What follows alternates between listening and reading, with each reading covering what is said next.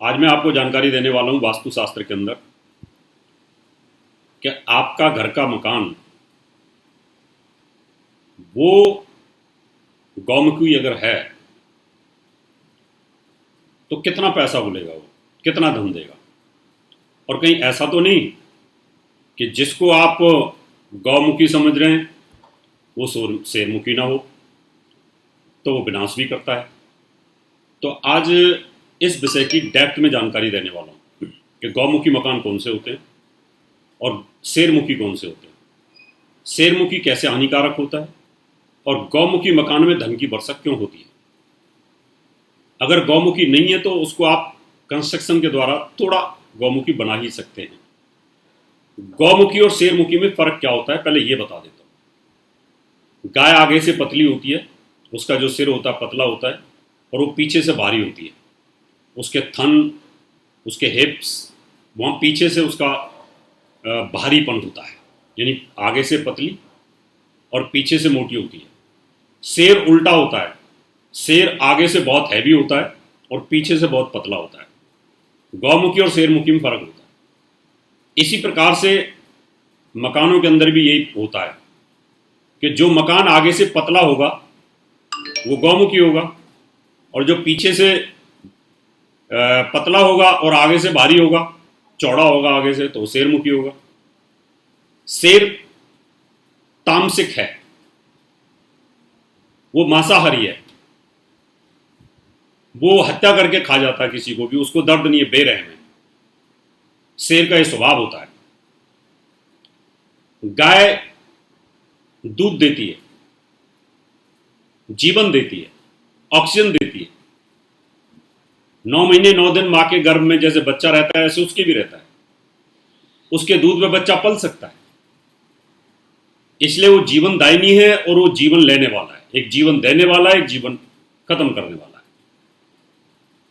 इसलिए ऐसे मकानों को संज्ञा दी गई गौमुखी और शेरमुखी।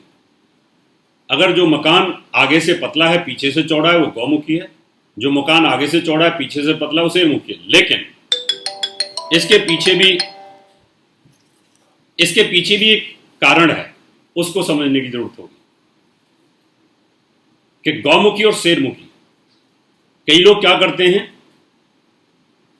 कि गौमुखी समझ करके उसको ले लेते हैं, लेकिन एक्चुअल में वो शेरमुखी होता है। जैसे गाय हमें धन देती है ऐसे गौमुखी मकान भी हमें धन देता है।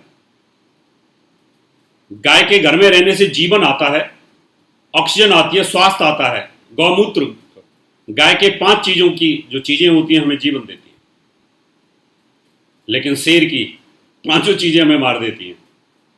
इसलिए गौमुखी के अंदर धन वर्षा होती है, सोना उगलता है।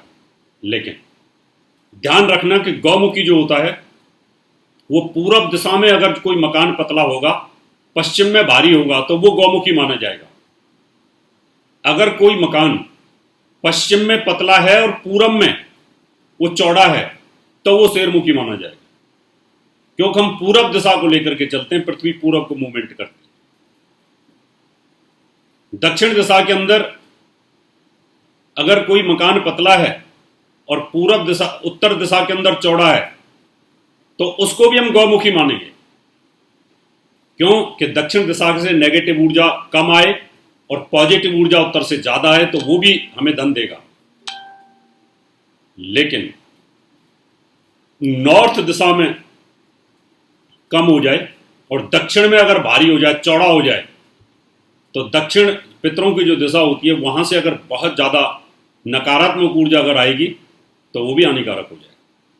इसलिए सर्वश्रेष्ठ मकान जो होता है गौमुखी, पूरब दिशा के अंदर पतला हो, यानी अगर उधर 20 फीट है और पश्चिम में अगर 25 फीट है तो सबसे सुंदर गौमुखी माना जाता है। ऐसे मकान में शांति रहती है, पीस ऑफ माइंड रहता है, बीमारी नहीं रहती है, तनाव नहीं रहता है और घर के सभी जो मेंबर हैं वो खुश रहते हैं। इसका अगर उल्टा कर दिया जाए, पूरब दिशा को ऐसे चौड़ा दिया जाए तो फिर वो शेरमुखी हो जाता है, और दक्षिण में अगर चौड़ा हो तो भी वो शेरमुखी हो जाता है। तो इन चीजों को ध्यान में रखना होगा। अब इसके एक उदाहरण के माध्यम से आपको समझाऊंगा कि आपकी जो कार है पूर्व दिशा में चल रही है, बोनट आगे से पतला है और आगे से चौड़ा नहीं है, पतला भी है और सुकड़ा भी है, हवाई जहाज की तरह, तो वो कार आपकी स्मूथ चलती है, उसका इंजन भी खराब नहीं होता, पेट्रोल कंजम्पशन कम होती है, दबाव नहीं होता, साउंड नहीं करती, भागती ज़्यादा है। उस कार को आप उल्टा कर दो, बोनट चौड़ा कर दो, ऊंचा कर दो और पीछे से पतली कर दो, कार पलट जाएगी, स्पीड टूट जाएगी, इंजन कमजोर हो जाएगा, पिकअप नहीं रहेगा। तो पृथ्वी का ये मूवमेंट का एक सिद्धांत होता है, इसलिए हमारे ऋषियों ने इनको गौमुखी और शेरमुखी का नामकरण दे दिया। इसलिए अगर आप मकान लेना चाहते हैं, मकान बनाना चाहते हैं, तो आपको गौमुखी की कोशिश करनी चाहिए। गौमुखी नहीं बना पाते हैं तो जब आप कंस्ट्रक्शन करते हैं तो उसकी जो कंस्ट्रक्शन है उस प्रकार से बना दी जाए कि वो गौमुखी बन जाए और उस पर प्रेशर, जो एयर प्रेशर होता है, उस प्रेशर का प्रभाव ना रहे और वो सोना उगलना शुरू कर दे और धन उगलना शुरू कर दे। गलती से कहीं वो शेरमुखी बन गया, उस मकान में बहुत छोटी सी त्रुटि अगर रह गई तो बहुत तकलीफ दे हो जाता है और प्रेशर आना शुरू हो जाता है। आप भी जानना चाहते हैं कि आपका मकान कहीं गलती से शेरमुखी तो नहीं है, आप गौमुखी के चक्कर में तो नहीं है कहीं कि गौमुखी मकान लिया और शेरमुखी ले लिया और लेने के बाद आप तकलीफ में रहते हैं, उस फ्लैट में तकलीफ में रहते हैं।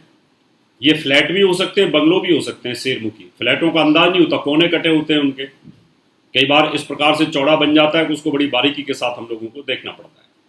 तो वास्तु विजिट के लिए आप मुझे संपर्क कर सकते हैं, दिखा सकते हैं, कहीं पर भी आप नक्शा बनवा सकते हैं। उसके लिए अपॉइंटमेंट लेने के लिए आप मुझे संपर्क कर सकते हैं।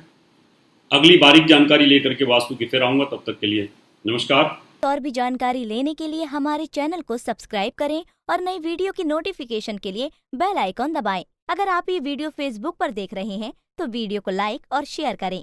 साथ ही अपनी राय कमेंट बॉक्स में जरूर बताएं। धन्यवाद।